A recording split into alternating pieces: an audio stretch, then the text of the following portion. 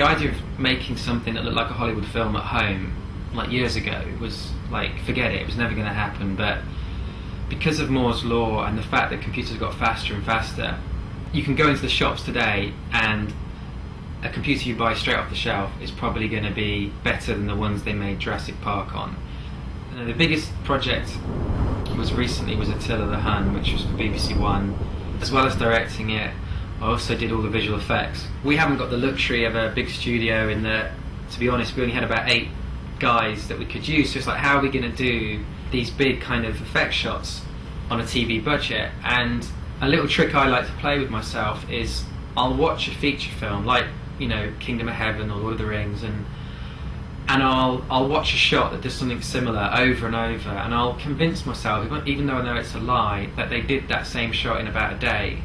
And so you sit and watch it, and you initially look at it and go, no way, you can't do that in a day, it's impossible.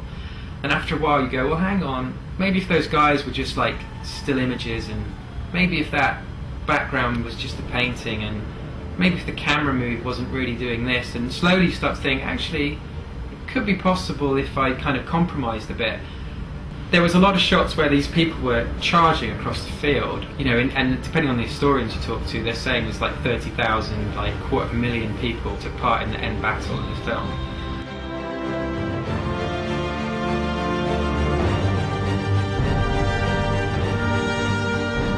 Like the typical Hollywood way to do this is to make loads of 3D,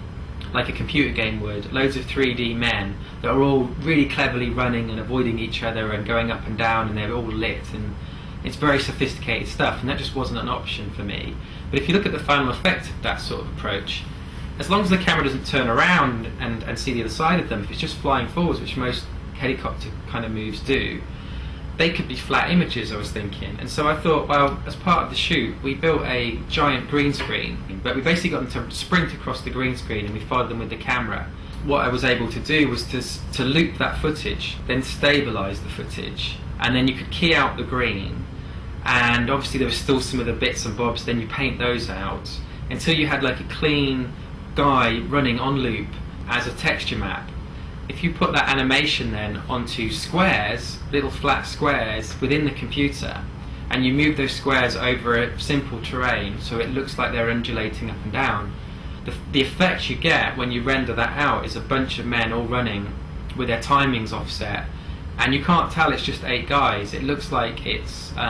maybe, you know, hundreds. I was really surprised because the final render, when it came out, I thought looked pretty convincing. It looked like a crane move, you know, and it was just done in the computer rendered within literally like a minute.